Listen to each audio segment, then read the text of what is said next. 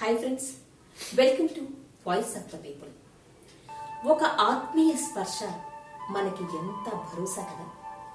శారీరక బాధలు లేని చివరి రోజులు ఎంత గొప్ప వరం కదా. ముఖ్యంగా చావు కళ్ల ముందే కదలాడుతున్నప్పుడు ఒక ఆత్మీయ స్పర్శ, ఒక ప్రేమ నిండిన మాట, నొప్పి తెలియని శారీరక బాధలు గొప్ప వరమే కదా. మరణం కూడా ప్రశాంతంగా జరిగిపోవాలి, చావు కూడా గౌరవంగా ఉండాలి. ఇవన్నీ స్పర్శ్ హాస్పిస్ ఉద్దేశం. ఏమిటి Sparsh hospice?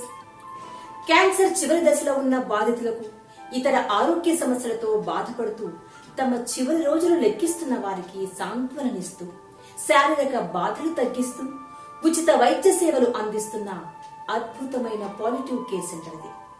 Rotary club of Banjara hills ఆధ్వర్యంలో 2011లో మొదలైంది ఈ స్పర్శ్ హాస్పిస్. చావు చివరి దశలో ఉన్న క్యాన్సర్ రోగులకు, ఊపిరితిత్తులు పాడైపోయి జీవితపు చివరి అంచుల మీదున్న ఎంతో మంది రోగులకు, పార్కిన్సన్ లాంటి సమస్యలతో బాధపడుతున్న వారికి తమ వైద్య సేవలను అందిస్తోంది స్పర్శ్ హాస్పిస్. శారీరక బాధలు లేని మరణం ప్రతి ఒక్కరి హక్కని గుర్తించి అందుకు కావలసిన అన్ని రకాల వైద్య సదుపాయాలను ఏర్పాటు చేస్తారు. ఏడాది క్రితం ఖాజాగూడలో ఏర్పాటు చేసిన స్పర్శ్ హాస్పిస్ నూతన భవనంలో 82 పడకల సౌకర్యం ఉంది. ఇన్ పేషెంట్లకే కాకుండా అవుట్ పేషెంట్లకు కూడా ఈ సంస్థ సేవలు అందిస్తోంది. హోమ్ కేర్ సర్వీసెస్ అందుబాటులోకి తెచ్చింది. అవసరమైన బాధిత కుటుంబాలకు డ్రై రేషన్ ఇచ్చి ఆ కుటుంబాలు మరింత దయనీయ స్థితిలోకి వెళ్లకుండా చేయూత అందిస్తోంది. నిజాయితీ, నిబద్ధత, సేవాగుణం కలిగిన అద్భుతమైన టీం ఈ కేంద్రంలో నిరంతరం పనిచేస్తోంది. ఈ సంస్థకి అడ్మినిస్ట్రేటర్ గా పనిచేస్తున్న శారద గారు ఎంతో ఓపికగా ఎన్నో విషయాలను అనుసంధానం చేస్తున్నారు. రోగులకు, వారి కుటుంబాలకు కావలసిన సహాయ సహకారాలు అందిస్తూ ఇక్కడికొచ్చే వారికి ఆత్మీయ పలకరింపుతో సాంత్వన కలిగిస్తున్నారు. ఇలాంటి సంస్థల అవసరం ఎంతుందో, ఎందుకుందో చాలా వివరంగా మనకు తెలియజేస్తున్నారు. ఇప్పుడు ఒక లైఫ్ లిమిటింగ్ ఇల్నెస్ అంటాం, అంటే జీవితం అర్థాంతరంగా ఆగిపోయే అవకాశం ఉన్నటువంటి జబ్బులు, like for example mostly cancers లాంటి జబ్బుల్లో ఏమవుతుందంటే అండి, పాలియేటివ్ కేర్ అనేది చాలా ప్రాముఖ్యత వస్తుంది ఈ రోజుల్లో. ఎలా అనంటే పాలియేటివ్ కేర్ అన్నప్పుడు మనం 2 పదాల గురించి అర్థం చేసుకోవాలండి. ఒకటి పాలియేటివ్ కేర్, ఒకటి హాస్పిస్ కేర్. పాలియేటివ్ కేర్ అనేది ఎప్పుడు వస్తుందంటే అండి, ఇప్పుడు ఒక జబ్బు అనేది డయాగ్నోజ్ అయిన తర్వాత, క్యాన్సర్ అనేటువంటి జబ్బు డయాగ్నోజ్ అయిన తర్వాత అందరూ ఏం చేసుకుంటారు, చాలా రిపోర్ట్స్ చేసుకుంటారు, పెట్ సిటీలను చేసుకుంటారు, లేకపోతే బయాప్సీలను చేసుకుంటారు. దాన్ని బట్టి స్టేజ్ని నిర్ధారిస్తారు. 2వ స్టేజ్లో ఉంది, 1వ స్టేజ్లో ఉంది. ఇలాంటివన్నీ నిర్ధారణ జరిగిన తర్వాత చాలా వరకు ప్రయత్నం అంతా కూడా, వాళ్ళ ఆలోచన అంతా కూడాను క్యూర్ చేయడానికే ప్రయత్నం చేస్తారు. విచ్ ఈస్ నథింగ్ రాంగ్ అండి. అందరం కూడా ఎవరు కూడా చచ్చిపోవాలని ఎవరు అనుకోం. All of us want to survive. ఈ క్యూర్ చేసుకోవాలి అన్న దేనిలో వాళ్ళు రకరకాల ట్రీట్మెంట్స్కి వెళ్తారు. వాళ్ళ యొక్క ఫినాన్షియల్ కండిషన్ని బట్టి, వాళ్ళ యొక్క స్ట్రెంగ్స్ని బట్టి, సపోర్ట్ సిస్టమ్స్ ఎంత ఉన్నాయన్న దాన్ని బట్టి రకరకాల ట్రీట్మెంట్స్కి వెళ్తారు. కొంతమంది అయితే ఎల్లోపతికే వెళ్లకుండా డైరెక్ట్గా హోమియోపతికి, లేకపోతే ఆయుర్వేద ఇలాంటి వాటికే వెళ్ళిపోతూ ఉంటారు. ఈ పర్టిక్యులర్ ట్రీట్మెంట్, ఈ డయాగ్నోసిస్ అయినప్పుడు క్యూర్గా, అంటే జబ్బు తగ్గడానికి ఇచ్చేటువంటి ఈ ప్రొసీజర్స్లో, లైక్ క్యాన్సర్ విషయంలో చాలా 2 major treatment methods are chemotherapy, radiation, దాని తర్వాత సర్జరీ ఉంది, ఇమ్యూనోథెరపీ అని ఉంది, ఇంకా రకరకాల థెరపీస్ ఉన్నాయి. ఈ therapies they are very strong therapies, strong ఇవి ఇంటర్వెన్షన్స్. వాటి వలన జబ్బుతో పాటుగా ఈ ప్రొసీజర్స్ వల్ల వచ్చేటువంటి సైడ్ ఎఫెక్ట్స్ కూడా చాలా భరించాల్సి వస్తుంది పేషెంట్. జబ్బు ఎలాగో ఇబ్బంది క్రియేట్ చేస్తుంది శరీరంలో, అందుకనే కదా డాక్టర్ దగ్గరికి వెళ్ళారు. ఆ జబ్బుతో పాటు ఈ యొక్క ట్రీట్మెంట్ విధానాల వల్ల వచ్చేటువంటి ఇబ్బందులు జోడించబడతాయండి. ఆ జోడించినప్పుడు పేషెంట్ మీద డబుల్ ఇంపాక్ట్ లాగా కలుగుతుంది. ఈ side effects of the treatment కానీ, ఈ కొన్ని తగ్గించడానికి, జబ్బు తగ్గించే క్రమంలో వచ్చేటువంటి సైడ్ ఎఫెక్ట్స్ ఉంటాయి. వాంతులు విపరీతంగా అవుతున్నాయి, ఆరల్సినో డయేరియా అవుతుంది, ఆరల్సినో వాళ్ళకి ఒళ్ళంతా ఇచ్చింగ్ వచ్చింది, లేకపోతే ఇంకా రకరకాల, లేకపోతే అసలు మోషన్ అవ్వటం లేదు. ఇలాంటి ఇబ్బందులన్నిటికీ కూడా మనం మందులు ఇస్తూ వాళ్ళు ఆ ట్రీట్మెంట్ విధానానికి స్టిక్ ఆన్ అయ్యి ముందరికి వెళ్ళేటట్టుగా మనం ప్రయత్నం చేస్తూ వాళ్ళకున్న సైడ్ ఎఫెక్ట్స్ అన్నిటిని మేనేజ్ చేస్తూ వాళ్ళ క్వాలిటీ ఆఫ్ లైఫ్ అండి, క్వాలిటీ ఆఫ్ లైఫ్ పడిపోకూడదు.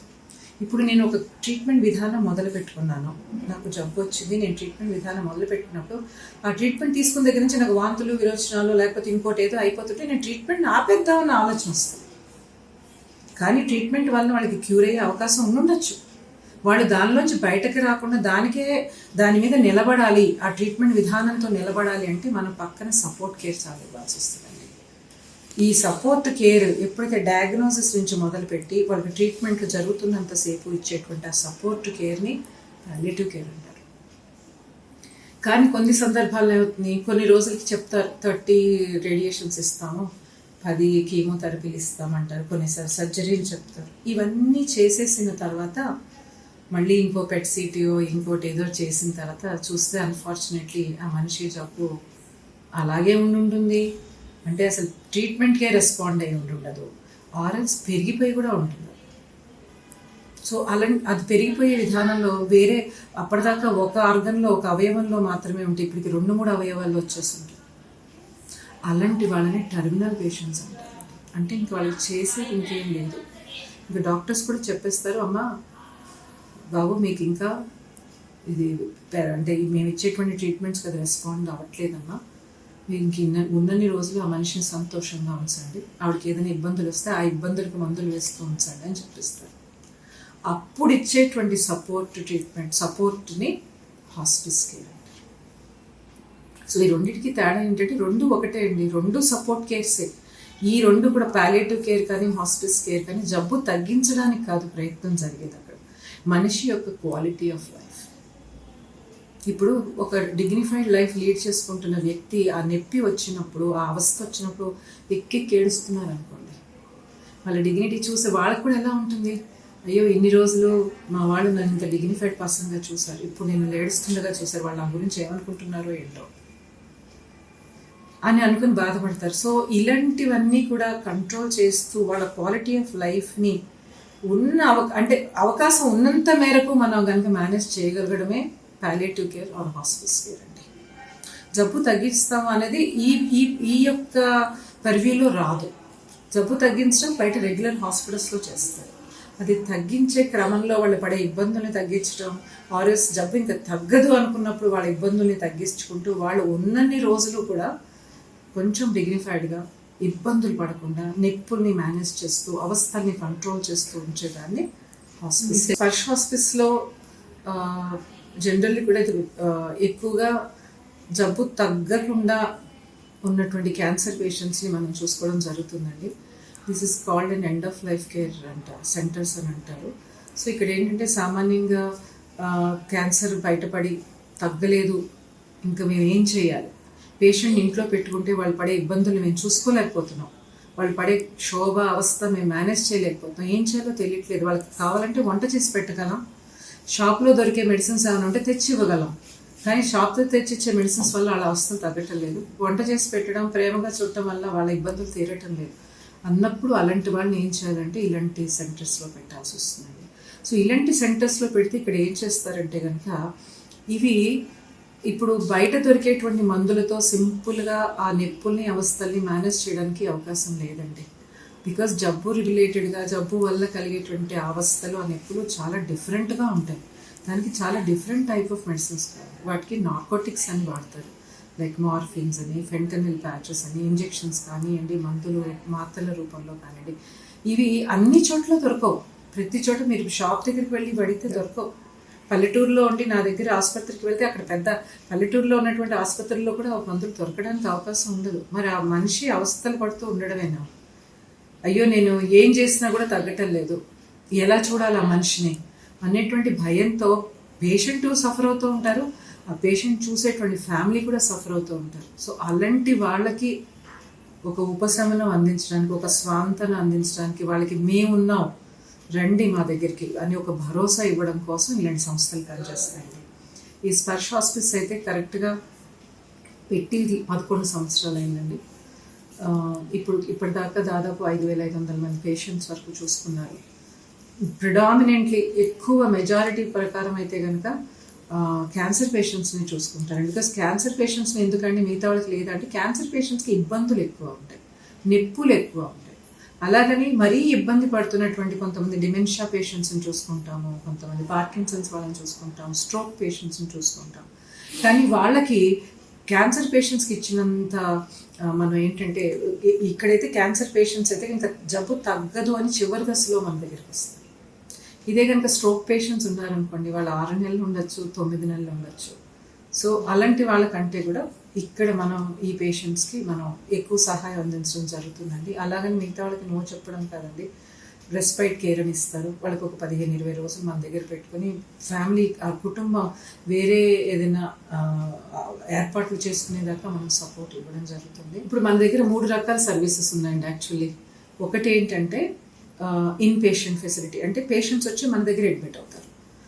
ఇది దాదాపు 82 పడకల సంస్థ అండి. ఇది ఆ 82 పడకల్లో ప్రస్తుతానికి అయితే 40 పడకలను ఓపెన్ చేస్తాం. అంటే గ్రాడ్యువల్గా ఓపెన్ చేస్తాం. మేము we're only 1 year old here ఇక్కడ ఈ బిల్డింగ్లో.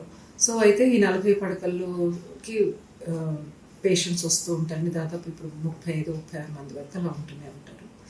నెక్స్ట్ మేజర్గా ఉండేటువంటి మాది ఎక్కువ మంది పేషెంట్స్ ఉండేటువంటిది హోమ్ కేర్ వ్యవస్థ అండి.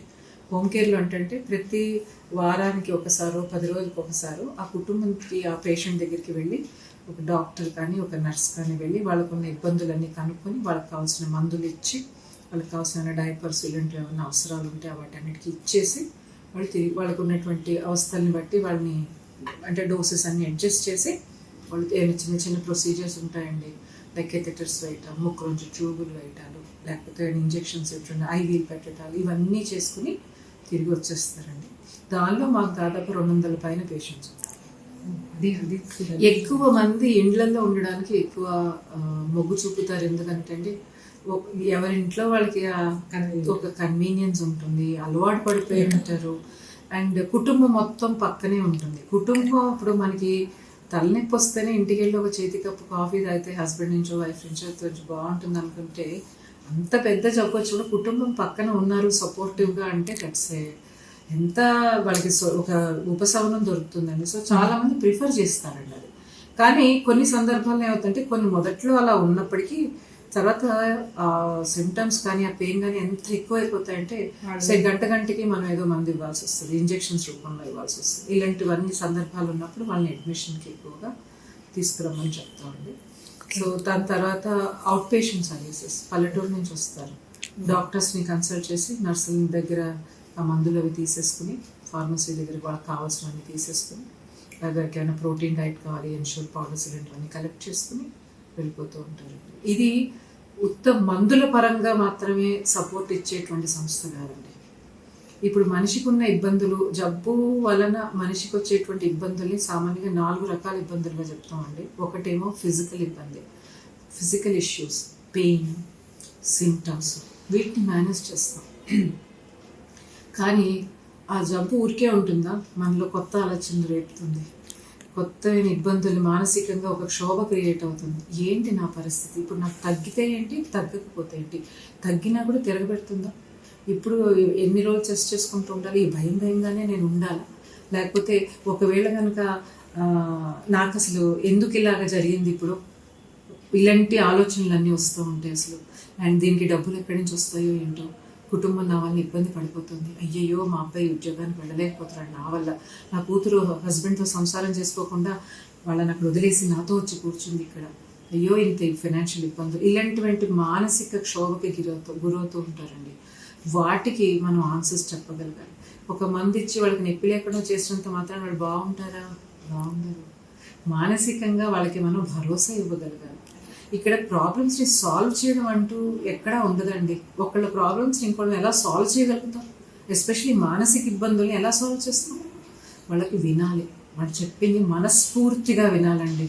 మనస్ఫూర్తిగా వినడం అంటే అర్థం ఏంటంటే, నేనున్నానమ్మా, చెప్పమ్మా, నువ్వు నీ ప్రాబ్లంలో నేను అర్థం చేసుకోగలుగుతున్నాను, నేను జడ్జి చేయకుండా నేను వింటాను, చెప్పు అని మనం విని దానిలో చాలా చిన్న సొల్యూషన్ రాగలిగితే, మనం ఏదైనా మాట్లాడితే ఆ మాట వలన వాళ్ళకు ఒక సంతోషం కలిగితే, ఆర్ఎల్స్ అయ్యో మా అబ్బాయి నాకు ఫోన్ చేయట్లేదు, లేకపోతే మా అమ్మాయి నన్ను పలకరించడానికి రాలేదు అన్న విషయంలో వాళ్ళు మానసికంగా బాధపడితే వాళ్ళకి ఫోన్ చేసి ఒకసారి వచ్చి కనపడి వెళ్ళండి అమ్మా, వాళ్ళు ఇబ్బంది పడుతున్నారు మీకోసం, మిమ్మల్ని మిస్ అవుతున్నారు అని చెప్పడానికి ఒక అవకాశం ఇస్తుంది. నెక్స్ట్ ఉన్నటువంటి ఇబ్బంది తీసుకోవాలి సోషల్, సాంఘికపరమైనటువంటి ఇబ్బందులు అండి. సాంఘికపరమైన ఇబ్బందులు అంటే ఇందాక మనం మాట్లాడుకున్నట్టుగా ఉద్యోగాలు పోతాయి, లేకపోతే కొన్నిసార్లు కుటుంబాల్లో ఇక్కడ మేము చాలా వింతగా వింటూ ఉంటామండి. పెళ్ళిళ్ళకి పిలవరట, పెళ్ళిళ్ళు ఫిక్స్ చేసుకుంటారు, క్యాన్సిల్ చేసేసుకుంటారట. అండ్ దెన్ ఇంట్లో జరుగుబాటు ఉండదు, ఫుడ్ ఉండదు, స్కూల్స్ నుంచి డ్రాప్ అవుట్ అయిపోతారు. లేకపోతే కనుక సడన్గా మీరు ఆడపిల్లలు, మీరు చేయాల్సిన అవసరం లేదు, మగపిల్లలు ఉంటే వాళ్ళే చూసుకోవాలి. ఇలాంటి రకమైనటువంటి సోషల్ ఇష్యూస్ చాలా వాళ్ళకి క్రియేట్ అయిపోతూ ఉంటాయండి. సో ఈ ఇబ్బందుల్ని మనం గమనించుకుంటూ ఉండాలి. వాళ్ళకి ఇప్పుడు ఒక్కొక్కసారి ఎలా ఉంటుందంటే డబ్బంతా ఖర్చు పెట్టేసేసుకుంటారు, పొలాలు అమ్మేస్తారు, ఇళ్ళు అమ్మేస్తారు, ట్రీట్మెంట్స్ కోసం ఇన్ని శ్రమ పడిన తర్వాత జబ్బు తగ్గలేదు, తర్వాత శవం ఇంటికి తీసుకెళ్ళడానికి కూడా వాళ్ళ దగ్గర డబ్బులు ఉండవండి. అప్పుడు మనం ఎలా సహాయం చేయాలి? సో దానికి వాలంటీర్స్ కొంతమంది ఉంటారండి, కొంతమంది మాకు ముందుగా చెప్పి పెడతారు, ఇలాంటి సందర్భం వస్తే మాకు చెప్పండి, మేము వాళ్ళకి సహాయం చేస్తాం. సో వాళ్ళ ద్వారా సహాయం అందుతుంది. నెక్స్ట్ మోస్ట్ ఇంపార్టెంట్ ఆధ్యాత్మికమైనటువంటి స్ట్రెస్ అండి, స్పిరిచువల్ డిస్ట్రెస్. స్పిరిచువల్ డిస్ట్రెస్లో ఎలా ఉంటుందంటేనండి,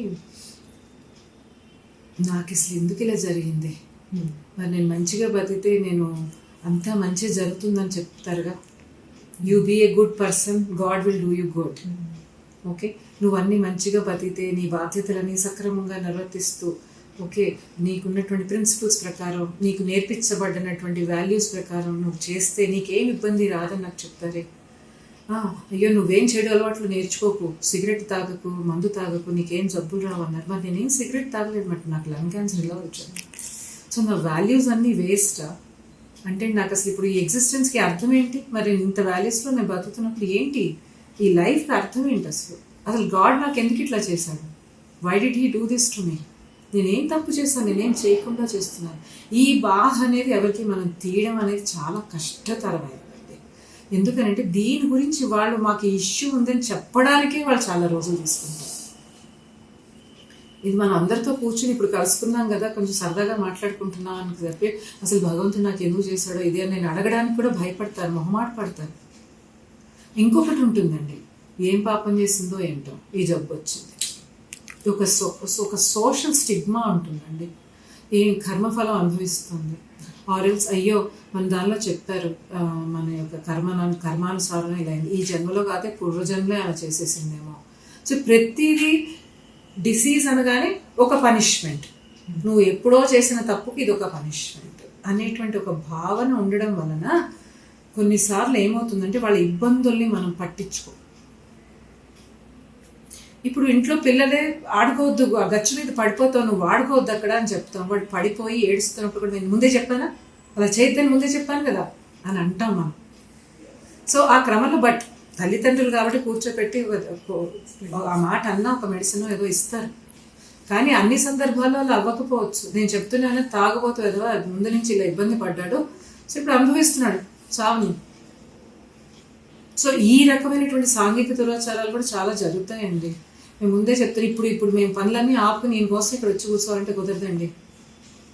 అప్పుడు మాట వెళ్ళలేదు కదా. సో ఈ ప్రతి దానికి ఒక ప్రైస్ కట్టేస్తారని, ఒక విలువ, ఒక ఖరీదు ఉంటుంది. నువ్వు ఇంత ఇబ్బంది పడుతున్నావు, దాని ఖరీదు ఇది, నువ్వు అప్పుడు అలా చేసావు కదా, దాట్స్ వాట్. సో వీటన్నిటికీ అతీతంగా వెళ్తూ వాళ్ళందరినీ సెన్సిటైజ్ చేసుకుంటూ మనం ఆ పేషెంట్స్ని ఇక్కడ తీసుకురావడానికి సాయశక్తుల 100% మనందరం కలిసి పనిచేయాల్సి ఉంటుంది. That is one big aspect of palliative care. ఇది మాత్రమే చేస్తే పాలియేటివ్ కేరా, లేకపోతే వాళ్ళది ఇప్పుడు చనిపోయిన తర్వాత పేషెంట్కి ఇంటికి తీసుకెళ్ళడానికి డబ్బులు లేవనుకోండి, అది మనం సపోర్ట్ చేయలేకపోతే అది వాళ్ళకి అక్కడ కేర్ అక్కడితో ఎలా అయిపోతుంది? ఆ చనిపోయినటువంటి శరీరానికి కూడా ఒక గౌరవం ఉంటుందిగా, ఆ గౌరవంతోనే దాన్ని పంపించాలిగా, ఆ మనిషిని, ఆ శరీరాన్ని పంపించాలి కదా. సో ఇలాంటి విషయాలన్నిటినీ చూసుకుంటూ అన్ని పనులు మనం చేయగలుగుతాం అనేది చాలా ప్రౌడ్గా, అంటే గర్వంగా చెప్పే స్టేట్మెంట్ అండి. అది అలాంటివి చెప్పకూడదు, ఎందుకంటే అన్ని పనులు మనం చేయలేమండి. అందరికీ అన్నీ చేసేస్తారా? లేదు. అవసరాన్ని బట్టి వాళ్ళకి ఎంత కావాల్సి ఉంటుందో దాన్ని బట్టి మనం చేసుకుంటూ ముందుకెళ్ళడానికి ఒక అవకాశం ఉంటుందండి. అదొకటి పాలియేటివ్ కేర్. ఇప్పుడు హోమ్ కేర్లో దాదాపు 70-80 కిలోమీటర్లు వెళ్తారండి. ఎక్కడైనా సరే సిటీ మొత్తం 70-80 కిలోమీటర్లు వెళ్ళి తీసుకొస్తూ ఉంటానండి. సో నేను అందరికీ చెప్పేది ఏంటంటే ఒకటే విజ్ఞప్తి, జబ్బు తగ్గడానికి మాత్రమే డాక్టర్లు ఉంటారు అని అనుకునేది పాత రోజులు. తగ్గని జబ్బులకు కూడా డాక్టర్లు ఉంటారు. వాళ్ళు ఆ జబ్బు వలన వచ్చేటువంటి నొప్పుల్ని, అవస్థల్ని తగ్గించడంలోనే వాళ్ళ ఎక్స్పర్టీస్ ఉంటుంది. సో పాలియేటివ్ కేర్ మీ దగ్గర ఏముంది అంటే గూగుల్లో సెర్చ్ చేసుకుని ఆ పాలియేటివ్ కేర్ సెంటర్స్కి వెళ్ళండి. డెఫినెట్గా స్పర్శ హాస్పిస్ కూడా రండి. సో ఆ పాలియేటివ్ కేర్ సెంటర్స్లో కనుక ఉంటే కనుక ఆ సర్వీసెస్ని అవైల్ చేసుకుంటే ఆ చనిపోతున్న మనిషి ఇక్కడే నరకం చూసి ఇంకెప్పుడు శారీరకంగా చనిపోయే ముందరే నేను చచ్చిపోతే బాగుండ్రా ఈ బాధ కన్నా అనేటువంటి ఆలోచన రానివ్వకుండా మనం చూసుకోవాల్సిన బాధ్యత సొసైటీలో అందరి మీద ఉందండి. మనం అందరం ఈ సెంటర్స్ పెట్టి ఇలా నడపలేకపోవచ్చు, బట్ ఇలాంటి సెంటర్ అంటూ ఒకటి ఉన్న తర్వాత దాన్ని మనం నలుగురి దగ్గరికి చేరవేయవలసిన బాధ్యత, ఆ ఇన్ఫర్మేషన్ ప్రతి ఒక్క మనిషి మీద ఉంది అనేది నా నమ్మకం అండి. Thank you for this opportunity. స్పర్శలో అందిస్తున్న సేవలన్నీ ఉచితమే. కావలసిన మందులు, మంచి భోజనం, సరైన పోషకాహారం, రోగులను ఉల్లాసపరిచేందుకు సాంస్కృతిక కార్యక్రమాలు, ఇలా అన్ని విషయాల్లోనూ ప్రత్యేక శ్రద్ధ తీసుకుని స్పర్శ హాస్పిస్ పాలియేటివ్ కేర్ సెంటర్ బాధితుల ముఖాల మీద చిరునవ్వులు పూయిస్తోంది. హాయ్, నా పేరు రమేష్ బాబు, నేను జర్నలిస్ట్ని. నాకు స్పర్శ హాస్పిస్తో ఎట్లా పరిచయం ఏర్పడిందో ముందుగా చెప్పి వాళ్ళ సేవలు ఎట్లా ఉంటాయో మీకు గుర్తు చేస్తాను. సౌదా అరుణాల్లో అరుణ గారికి క్యాన్సర్ 4th స్టేజ్లో ఉన్నప్పుడు తనని అక్కడ చేర్చారు. ఆ సందర్భంగా నేను సజా తను చూడటానికి వెళ్ళాం. ఆ టైంలో సౌదా సూచన మేరకు ఆర్గనైజేషన్ పెద్దలు శారద గారిని కలిసాం. ఆమెతో మాట్లాడినప్పుడు వాళ్ళు చేసే కార్యక్రమాలు ఎలా ఉంటాయనేది చెప్పుకుంటూ వచ్చారు మా ఇద్దరికి. సో మాకు ఏమనిపించిందంటే, నిజానికి ఏదైనా ఆసుపత్రికి వెళ్ళినప్పుడు మనకు హెల్త్ బాగాలేకుండా అక్కడ ట్రీట్మెంట్ తీసుకోవడానికి వెళ్ళి వచ్చేటప్పుడు మనకు పెద్దగా ఎట్లాంటి అనుబంధాలు ఏర్పడవు. అక్కడితో ఆ హెల్త్ ఇష్యూ అయిపోగానే మనం దాదాపు వాళ్ళతో కట్ అయిపోతూ ఉంటాం. కానీ స్పర్శ హాస్పిస్ అట్లా కాదు. వాళ్ళతో ఒకసారి పరిచయం ఏర్పడిన తర్వాత ఒక అనుబంధం ఏదో మనతో కొనసాగుతున్న ఫీలింగ్ అయితే ఉంటుంది. అది శారద గారి మాటల్లో అర్థమైంది. ఆర్గనైజేషన్కి వెళ్ళినప్పుడు కూడా ఆ వాతావరణం చూసినప్పుడు కూడా మాకు అర్థమైంది. సో మేము శారద గారితో మాట్లాడేటప్పుడు మాకుండే పర్సనల్ ఇష్యూస్ కూడా కొన్ని షేర్ చేసుకునే అవకాశం వచ్చింది. అంటే మా మామయ్య గారు, సజయ నాన్నగారు, దాదాపు 83 ఏళ్ల వయసులో ఆయన కాలు విరిగి బెడ్ మీద ఉన్నారు. ఒక పెద్ద కార్పొరేట్ హాస్పిటల్లో ఆయనకి సర్జరీ అయితే జరిగింది. ఫర్దర్గా ఆయన్ని చూసుకోవాల్సిన పని అంతా కూడా మేము చూస్తూ ఉన్నాం అన్నమాట. సో బెడ్ మీద ఉన్నారు, కదలేని పరిస్థితుల్లో ఉన్నారు. ఆ ఏజ్ రీత్యా కూడా ఆయన ఒక నిస్త్రాణగా ఉన్నారు. ఆయన్ని చూసుకునే క్రమంలో మేము కూడా చాలా ఒడిదుడుకులకు లోనవుతూ ఉన్నాం టైం అది. సో ఆమెతో మేము శారద గారితో ఆ విషయాలు చెప్పినప్పుడు ఫస్ట్ ఆమె ఏమన్నారంటే ఒక భరోసా ఇచ్చారు.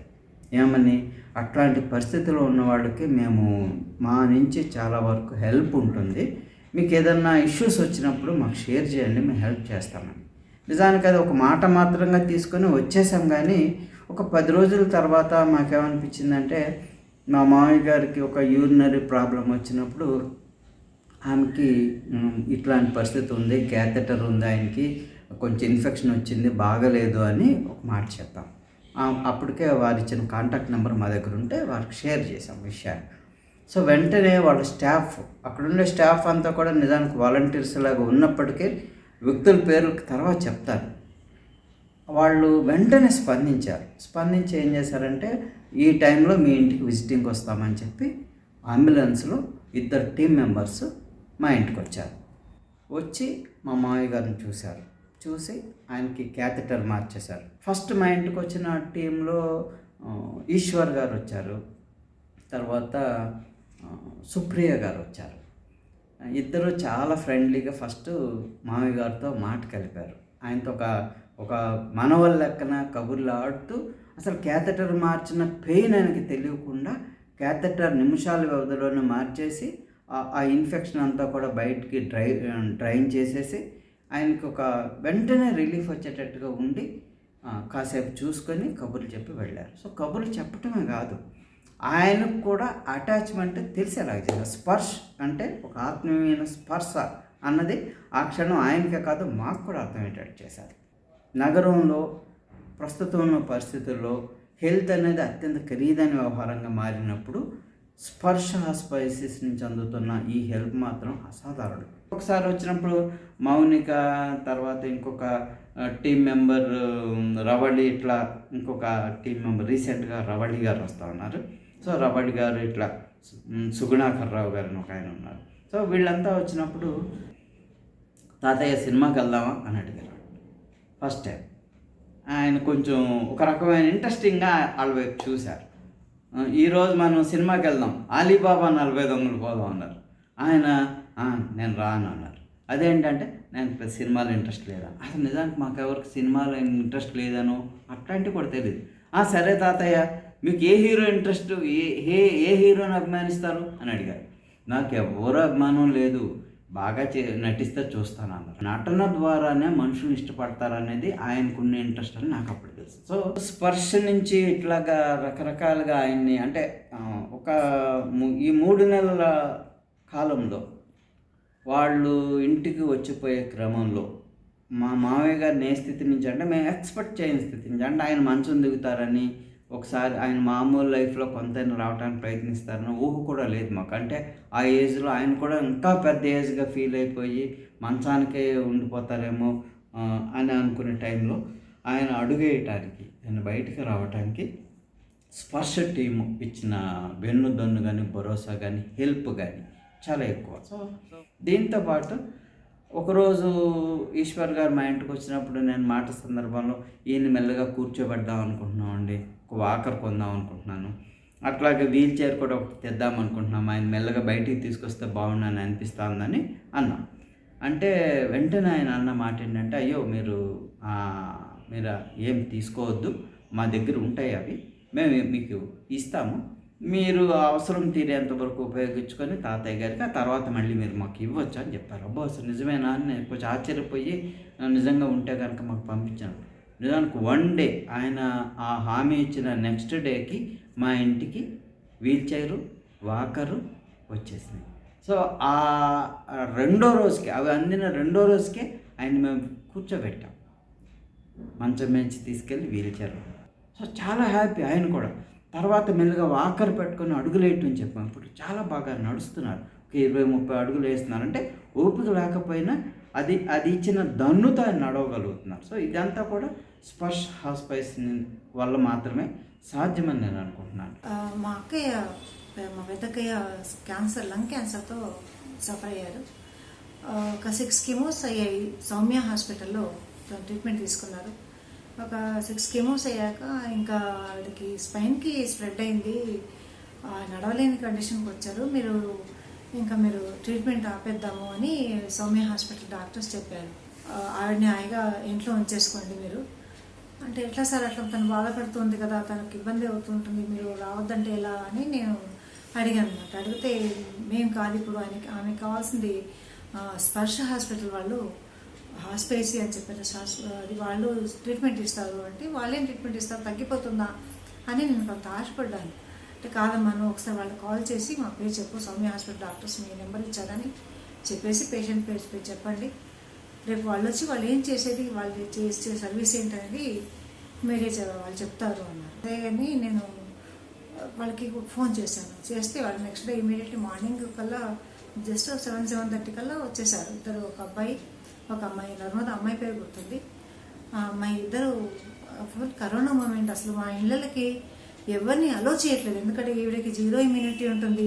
అలాంటి కండిషన్స్లో హాస్పిటల్ నుంచి వీళ్ళు వస్తే ఎలా అని కొంచెం మదనపడ్డా. కానీ వాళ్ళు ఫుల్ సూట్లో వచ్చి వాళ్ళు వేసుకున్న చెప్పులతో సహా వాళ్ళు వేసుకున్న కవర్స్ అన్నీ అక్కడ బయట వదిలేసి వాళ్ళొక ఫుల్ కవర్, ఒక ప్లాస్టిక్ కోట్, మాస్క్, చేతులకి గ్లౌజ్, కాళ్ళకి గ్లౌజ్, ఇవన్నీ వేసుకొని వాళ్ళు పేషెంట్ దగ్గరికి వచ్చారు. వచ్చి వాళ్ళు పరిచయం చేసుకొని, మేము ఇప్పుడు మీకు నొప్పి తెలియకుండా, మీకు బాధ తెలియకుండా మేము ట్యాబ్లెట్స్ అవి మందులు ఇస్తామంటే నేను అడిగాను, మరి ఫీజు ఏంటి, ఎంత మేము పే చేయాల్సి ఉంటుంది అని అడిగాను. మాకు మీరేమీ చెల్లించక్కర్లేదు, జస్ట్ పేషెంట్కి మేము రావడానికి మేము కోఆపరేట్ చేస్తే సరిపోతుంది, మేము ఆమెకి ఏ బాధ కలిగినా మేము మాకు కాల్ చేస్తే మేమే చూసుకుంటాము అన్నారు. సరే వచ్చారు. ప్రతి వారానికి 2-3 టైమ్స్ వాళ్ళు వచ్చేవాళ్ళు. అక్కయ్యకి స్పైన్కి స్ప్రెడ్ అయ్యాక ఆవిడ ఇంకా లేచి నడిచే కండిషన్ పోయింది. అప్పటి వరకు తన పని తను అంటే జస్ట్ బాత్రూమ్కి వెళ్ళడం, స్నానం అది చేయడం ఉండేది. స్పైన్కి స్ప్రెడ్ అయ్యాక ఆవిడ ఇంకా లేవగలిగే కండిషన్లో లేవు, టోటల్గా బెడ్డెడ్ అయిపోయారు. ఆ టైంలో మరి ఎట్లా అంటే వాళ్ళు అన్నారు, డైపర్స్ పెట్టండి, మరి మీరు ఊరికే ఆమెను లేపితే ఇబ్బంది అవుతుంది, మీరు డైపర్స్ వాడండి అన్నారు. నేను చెప్పాను, పిల్లలకి డైపర్స్ అంటే తెలుసు కానీ నాకు పెద్దవాళ్ళకి డైపర్స్ వేయడం తెలియదండి అంటే, వాళ్ళు వచ్చి డైపర్ ఎలా వేయాలి, ఎలా తీయాలి, ఆమెకి నొప్పి తెలియకుండా డైపర్ వేసే విధానం, తీసే విధానం కూడా వాళ్ళు చూపించారండి. అది చాలా వాళ్ళకి మొత్తం టచ్ చేసి అంతా క్లీన్ చేసి, అసలు నాకు ఇలా చేయాలని కూడా తెలియదు. అంతవరకు జస్ట్ ఆమెకి నేను స్నానం చేయించడం, టాయిలెట్ కడుక్కోలేకపోతే నేను కడగడం అంతా చేసే, కానీ ఆ క్లీనింగ్ పడుకున్నప్పుడు ఆ బాడీ స్పాంజ్ చేయడము, మొత్తం క్లీన్ చేయడము, అదంతా కూడా వాళ్ళే ఎలా ఆమెకి చేయాలనేది వాళ్ళు దగ్గరుండి నాకు చూపించి, ఒక చిన్న పిల్లలకు చూపించినట్టుగా నాకు అంతా చూపించారు.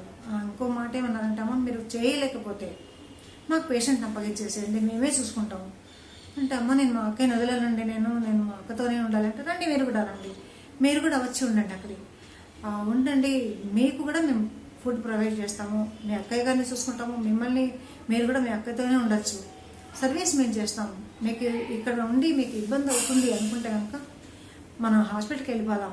లేదండి, మీరు నాకు బెస్ట్ గైడ్ చేయండి, నేను చేస్తాను, ఆమెకి సేవ నేనే చేయాలనుకున్నాను, సో నేనే చేస్తాను, జస్ట్ నాకు ఏదైనా డౌట్స్ వస్తే నేను మీకు కాల్ చేస్తాను అంటే, లేదు మీరు ఎప్పుడు ఫోన్ చేసినా మేము వస్తాము, అలా కాకుండా వారానికి 2 సార్లు మేము ఖచ్చితంగా మేము వచ్చి మేము పేషెంట్ని చూసుకుంటాము. సరే వచ్చేవాళ్ళు, వాళ్ళు ప్రతిసారి వచ్చినప్పుడల్లా అక్క కళ్ళల్లో ఒక వెలుగండి, వాళ్ళు వచ్చి ఎంత హ్యాపీగా అట్లా మాట్లాడుతుంటే, అక్క వెళ్తాను అన్నట్టమ్మ మీరు వస్తే నాకు చాలా ఆనందంగా ఉంది, నాకు ఒక ఉత్సాహం వస్తుంది, వాళ్ళు పిలవడం కూడా ఆంటీ అని, అమ్మ అని పిలవడం, బాగున్నారు కదా, మీకు ఏం కాదు, మీకు మంచిగా అయిపోతారు, మీరు తింటున్నారా లేదా, ఎట్లా అంటే ఒక దగ్గర వాళ్ళు ఇంటి వాళ్ళు మాట్లాడుతున్నట్టుగా మాట్లాడితే అక్క చాలా హ్యాపీగా ఫీల్ అయ్యేది. వాళ్ళు రాగానే ఎంత మొహంలో ఒక వెలుగు వచ్చేది, కళ్ళలో ఒక వెలుగు వచ్చేది. ఇంకా నడవలేని పరిస్థితుల్లో ఎప్పుడన్నా తిప్పుదాం బయటకి ఎట్లా అంటే కూడా వాళ్ళు, నేను వీల్ చైర్ కొన్నాం అనుకుంటున్నాను అన్నారు. అంటే ఏం అక్కర్లేదు మా వీల్ చైర్ ఎందుకు, నేను ఇస్తాను, వీల్ చైర్ కూడా మీరు ఏం ఖర్చు పెట్టద్దు అని వాళ్ళు పాపం ట్రాలీలో వీల్ చైర్ ఇచ్చి పంపించారు. వాళ్ళు ఏప్రిల్లో స్టార్ట్ చేశారు మెడిసిన్స్ ఇవ్వడం. దాదాపు ఒక 2 months అక్కయ్య బ్రతుకున్నారు. 2 months తర్వాత ఆవిడ చనిపోయారు. చనిపోయాక నేను వాళ్ళకి కాల్ చేశాము, ఇట్లా అంటే వాళ్ళు ఏం జరుగుతుంది, ఎలా జరుగుతుంది అని కూడా మాకు ముందుగా ప్రిపేర్ చేశారండి. ఎలా అంటే ఆమె ఇంకా కళ్ళు బ్లర్ అవుతాయి, ఆమె మనుషులను గుర్తుపట్టలేని పరిస్థితి వస్తుంది, మీరు కంగారు పడకూడదు, మిమ్మల్ని కూడా మీరు రోజు చూస్తున్నారు మీ అక్కయ్య కానీ నేల నుంచి మీకు తెలుసు, కానీ ఆడ మిమ్మల్ని కూడా గుర్తుపట్టలేదు, ఎందుకంటే మేము ఇచ్చే టాబ్లెట్స్ నెమ్మదిగా మైండ్కి ఇంకోటి స్ప్రెడ్ అయిపోతుంది, మెదడుకి స్ప్రెడ్ అవుతున్నప్పుడు కళ్ళు బ్లర్ అవుతాయి. సో ఆమె ఎదురుగా ఉన్న వస్తువుల్ని కానీ మనుషులను కానీ గుర్తుపట్టలేదు, స్పర్శ వల్ల గుర్తుపట్టచ్చు, కాబట్టి మీరు కంగారు పడకండి, అయ్యో అని బాధపడకండి, ఆమె ముందు ఏడవకండి అని చాలా సజెషన్స్ వాళ్ళు మాకు చాలా పాజిటివ్గా చెప్పారండి. దానివల్ల నేను ఎక్కువగా భయపడలేదు. నేను లేకపోతే అక్క కండిషన్స్ మారుతుండడం చూసి నేను భయపడి ఏడ్చేసేదాన్ని నేను, కానీ వాళ్ళు ముందుగా నేను నన్ను ఏం జరుగుతుంది ఇంకేం జరుగుతుంది అని ముందుగా నన్ను మానసికంగా చాలా ప్రిపేర్ చేశారు వాళ్ళు. దానివల్ల నేను చాలా ఈజీగా నేను ఆమెకి సర్వీస్ చేస్తూ ఆ పరిస్థితుల్ని నేను తట్టుకోగలిగే పరిస్థితుల్లో, అంటే నాకు ఆ శక్తి, ఆ మనోధైర్యం వాళ్ళు ఇచ్చారు. ఆ తర్వాత ఒక 2 నెలల తర్వాత ఆవిడ పోయాక మేము ఒక 2-3 days ఆగి మేము వాళ్ళకి వెళ్ళే ముందు కూడా మేము వాళ్ళకి కాల్ చేసి చెప్పాము, అక్క ఇవాళ చాలా దీర్ఘంగా శ్వాస తీసుకుంటుంది, రెస్పాన్స్ ఇస్తలేదు, మాట ఏమీ లేదు, మేము పిలిస్తే పలకట్లేదు అంటే, అమ్మ ఇంకా 2-3 hours అంతే ఇంకా ఆగిపోతుంది బిర్యానీ అంత. అంటే వాళ్ళు ఎంత పర్ఫెక్ట్గా అట్లా చెప్పారంటే, కరెక్ట్గా వాళ్ళు చెప్పాక ఒక 3-4 గంటల్లో ఒక ఊపిరి ఆగిపోయింది. అప్పుడు మేము కాల్ చేసామంటే ఇంకా మా పనేం లేదు, మేము వచ్చి చేయగలిగింది ఏం లేదంటే ఇంకా మీ కార్యక్రమం చూసుకోండి మీరు అన్నారు. అలా అయిన తర్వాత ఇంకా ఎక్కడైతే అందరు వెళ్ళిపోయాక మేము వాళ్ళకి ఫోన్ చేసాం, మీరు ఇంత సర్వీస్ చేశారు ఒక 2 నెలల నుంచి, మేము కొంత ఫండ్ ఏమన్నా ఇద్దాం అనుకుంటున్నాం మీ ఇన్స్టిట్యూట్కి, ఎందుకంటే మీరు ఇంత సేవ చేస్తున్నారు కదా అనుకుంటున్నాను అంటే, మా ఏమీ అక్కర్లేదు, మీరు కేవలం రివ్యూస్ పెట్టండి మా గురించి, మంచిగానే చెల్దాన్ని, మీకు బాగా అనిపిస్తే మంచి రివ్యూస్ పెట్టండి, లేదు అంటే మేము దిద్దుకుంటాం, ఎలా రివ్యూస్ అయినా రివ్యూస్ పెట్టండి, మా గురించి క్యాన్సర్ పేషెంట్స్కి స్ప్రెడ్ చేయండి, ఏ ఊరి వాళ్ళైనా తీసుకుంటాం మేము, వేరే ఊరి వాళ్ళైతే ఇక్కడికి వచ్చి జాయిన్ చేయొచ్చు, విత్ ఇన్ హైదరాబాద్ అయితే మేమే వెళ్ళి సర్వీస్ చేస్తాము, లేదు వాళ్ళు చేయలేము మేము లేపలేకపోతున్నాము పేషెంట్స్ని అంటే మా దగ్గర పంపించమని అంటే మేమే చూసుకుంటాము. సో స్పర్శ గురించి నేను వీలైనంత ఈ ఛానల్ వల్ల నేను చాలా మందికి నేను స్ప్రెడ్ చేయాలనిపిస్తుంది. నేను నాకు తెలిసిన వాళ్ళు ఎవరికైనా సరే క్యాన్సర్ వచ్చిందంటే చాలా నేను ఇంకా అయిపోయింది 4th స్టేజ్ అంటే ఖచ్చితంగా నేను స్పర్శ హాస్పిటల్ నెంబర్ ఇవ్వడం జరుగుతుంది. ప్రతి వాళ్ళకి నేను ఖచ్చితంగా వీళ్ళ గురించి చెప్పి వీళ్ళ నెంబర్ అనేది నేను ఇస్తున్నాను. స్పర్శ్ లాంటి పాలిటివ్ కేర్ సెంటర్స్ ప్రతి చోట ఏర్పాటు చేయాల్సిన అవసరం ఉంది. ఎవరికి వారే యమునా తీరుగా మారుతున్న స్థితిలో ఇలాంటి సంస్థల అవసరం మరింత పెరుగుతోంది. చావు కూడా గౌరవంగా ఉండాలని కోరుకునే వారంతా ముందుకు రావాల్సిన అవసరం ఉంది. స్పర్శ్ లాంటి పాలిటివ్ కేర్ సెంటర్స్ గురించి అందరికీ తెలియజేయాలి. దాతలు ముందుకొచ్చి సాయం అందించాలి. ఇది వాయిస్ ఆఫ్ ద పీపుల్ నుండి మీ అందరికీ మేము చేస్తున్న విజ్ఞప్తి.